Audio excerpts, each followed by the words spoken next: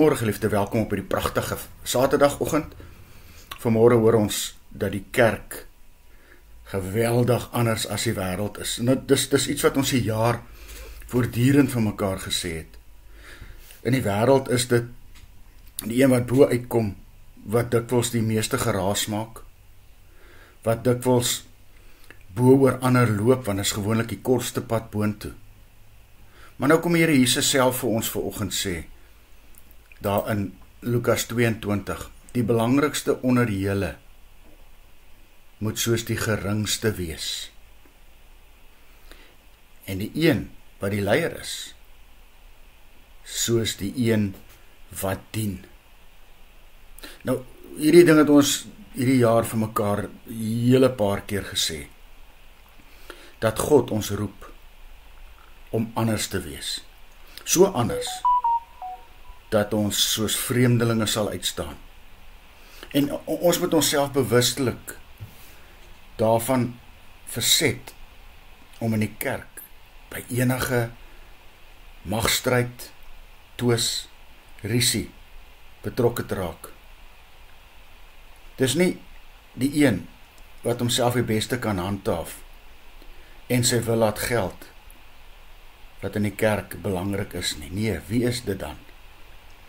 Dis die een wat geleer het om die minste te wees en te dien.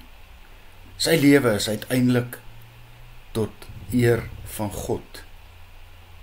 En hy kan deur God gebruik word, ook om leiding in die kerk te neem. Enige iemand anders kan nie in die kerk lei nie. Hy sal net, hoor mooi, in God se pad staan. En alles verongeluk. Daarvan het ons soveel voorbeelde. Wees daarom een van die geringstes, sodat jy vir God bruikbaar kan wees. Here Jesus, ek is klein, swak, onkundig en onrein. Laat my groot word tot U eer. Laat my daagliks van U leer. O Jesus, neem my. O Jesus, lei my. O Jesus, sterk my en vorm my tot U eer.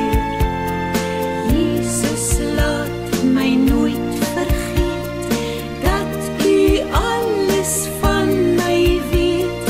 Al is niemand ook by my, bly die Here naby my. O Jesus, neem my. O Jesus, lei my.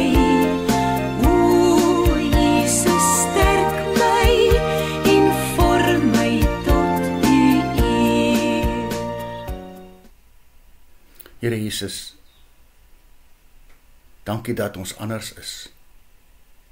Dat U ons vrygemaak het van die eindelose gejaag na mag en passie. Dat ons in U rus kan vind. Amen. Liefde, mag jy saam met my 'n lieflike dag en 'n lieflike naweek hê.